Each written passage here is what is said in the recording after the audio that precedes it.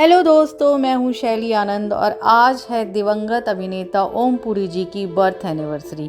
इस खास मौके पर हम आपको इस लेजेंडरी एक्टर से जुड़ी दिलचस्प बातें बताने जा रहे हैं। ओम पुरी जी का बचपन बेहद अभावों और गरीबी में बीता था। बताते हैं कि ओम पुरी जी जब महज 6 साल के थे तब उनके पिता को सीमेंट चोरी करने के आरोप में जेल में डाल दिया गया था।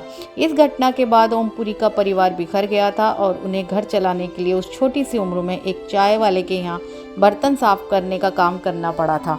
बहरहाल जैसे तैसे अपनी पढ़ाई पूरी करने के बाद ओम पुरी ने नेशनल स्कूल ऑफ ड्रामा में एडमिशन लिया था।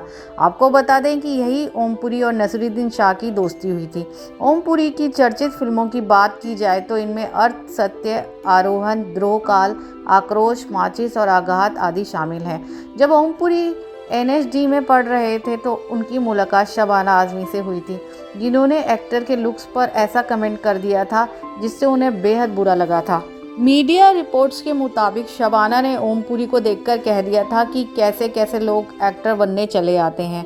हालांकि बाद में दोनों ने धारावी, मृत्युदंड, अल्बर्ट पिंटो को गुस्सा क्यों आया, सिटी ऑफ जॉय जैसी फिल्मों में एक साथ काम किया।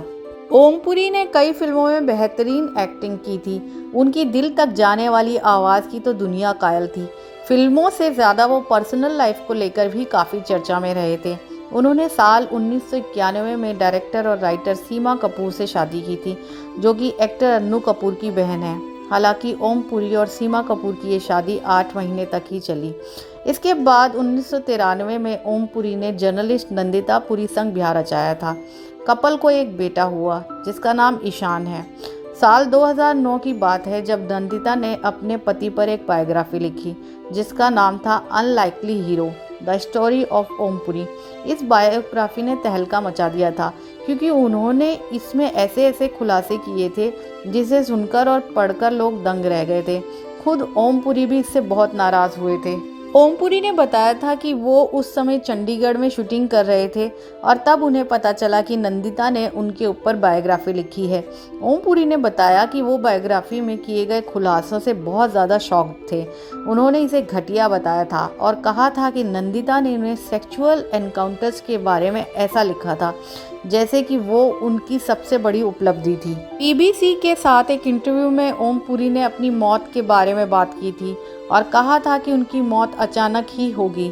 मार्च 2015 में लिए गए इस इंटरव्यू में उन्होंने कहा था, मृत्यु का तो आपको पता भी नहीं चलेगा, सोए सोए ही चल देंगे। आपको पता चलेगा कि ओम पुरी का कल सुबह 7:22 पर निधन हो गया। और ये कहकर वो हंस दिए। हुआ भी कुछ ऐसा ही था। ओम पुरी का शव नग्न अवस्था में उनके घर पर मिला था। उनकी मृत्यु की वजह भी दिल का दौरा पड़ना ही बताई गई थी।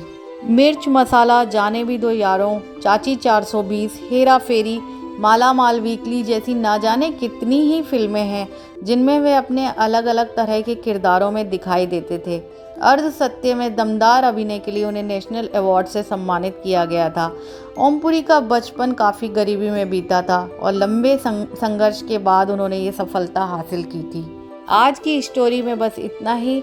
कमेंट बॉक्स में कमेंट कर कर ज़रूर बताइएगा कि आपको हमारी ये पेशकश कैसी लगी। मिलते हैं अगली पेशकश में, तब तक के लिए जय हिंद, जय भारत।